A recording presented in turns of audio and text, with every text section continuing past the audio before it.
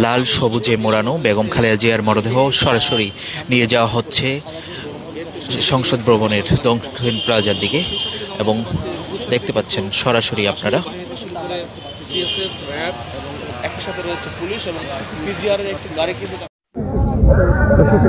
এই মুহূর্তে আপনারা দেখছেন রাজধানীর রেজার কেয়ার হাসপাতালের সামনে আমরা রয়েছি।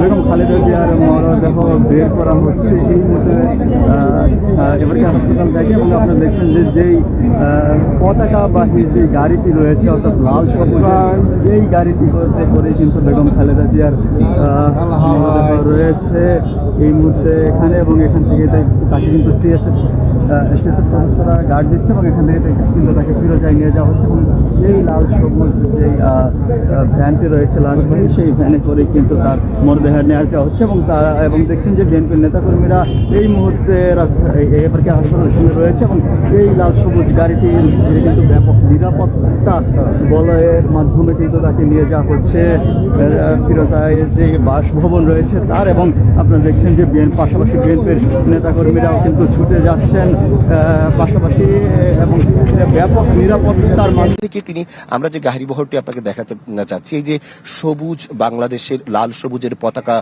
মোড়া যে গাড়িটি আপনারা দেখতে পাচ্ছেন লাশবাহী, এটাই কিন্তু হিমঘর থেকে নিয়ে বের হওয়া বেগম খালেদা জিয়ার যে গাড়িটি রয়েছে, বেগম খালেদা জিয়ার মরদেহবাহী যে গাড়িটি রয়েছে সেই গাড়িটি, অর্থাৎ যেই বাংলাদেশের মাটিকে তিনি আসলে চিরদিন আঁকড়ে ধরে থাকতে চেয়েছেন সেই বাংলাদেশের জাতীয় পতাকাকে মুড়িয়েই কিন্তু তাকে আসলে এভার কেয়ার হাসপাতাল থেকে বের করা হয়েছে এবং সেখান থেকে বের করে তার গত সরকারের সময়ে তার যে দীর্ঘদিনের যে অবস্থান যেই গুলশানের বাসভবন সেই বাসভবনে তাকে নিয়ে যাওয়া হচ্ছে।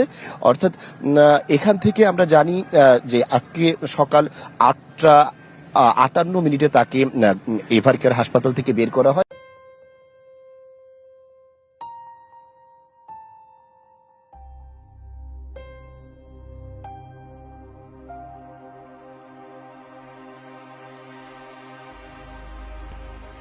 বেগম খালেদা জিয়ার জানাজার নামাজে লক্ষ কোটি মানুষ হয়েছে।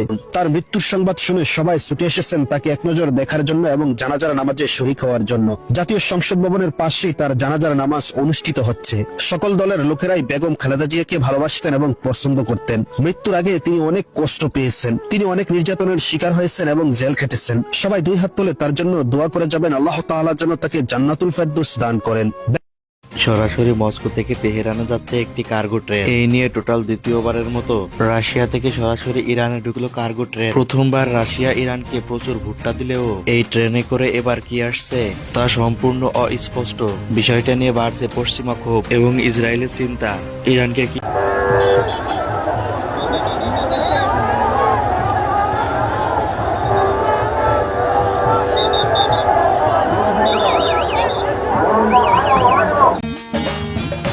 মায়ের এক ধার দুধের দাম কাঠিয়া গায়ের জাম, এক ধার দুধের দাম।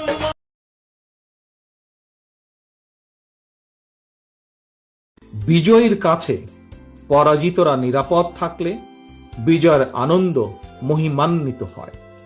সুতরাং বিজয়ের এই আনন্দঘন সময়ে রাহুমুক্তির এই ঐতিহাসিক মুহূর্ত শান্তভাবে উদযাপন করুন। অনুগ্রহ করে কেউ প্রতিশোধ কিংবা প্রতিহিংসা পরায়ণ হবেন না।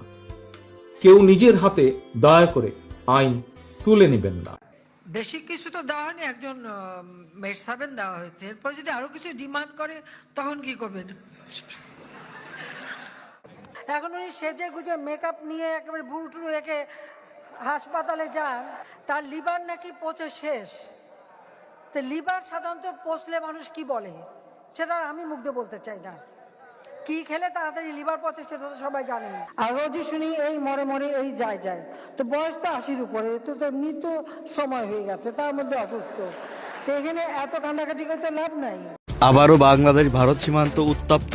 বরাবরের মতোই জোর করেই বাংলাদেশ সীমান্তের 0 পয়েন্টে কাঁটাতারের বেড়া নির্মাণ করতে গিয়েছিল বিএসএফ। বিজিবির তীব্র প্রতিক্রিয়া ও বাধার মুখে সমঝোতায় এসে পিছু হাঁটতে বাধ্য হয় বিএসএফ। ভারতের এই বাংলাদেশ বর্ডারের দিকে রাতের আধারে যাচ্ছে ভারতীয় সামরিক সরঞ্জাম। পাকিস্তানের কামরান সাইদ ওসমানী জানালেন, বাংলাদেশ বিপদে পড়লে কড়া জবাব দিবে।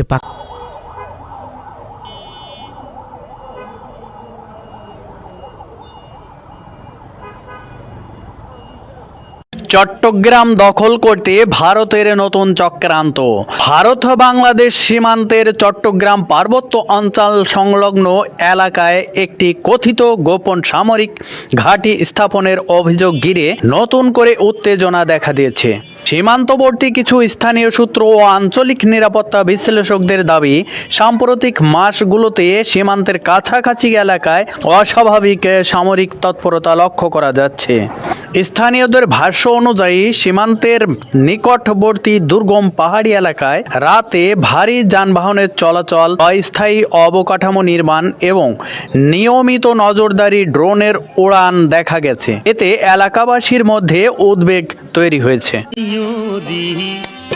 নায়র হলো শেষ, এইবার চলো নিজের দেশ।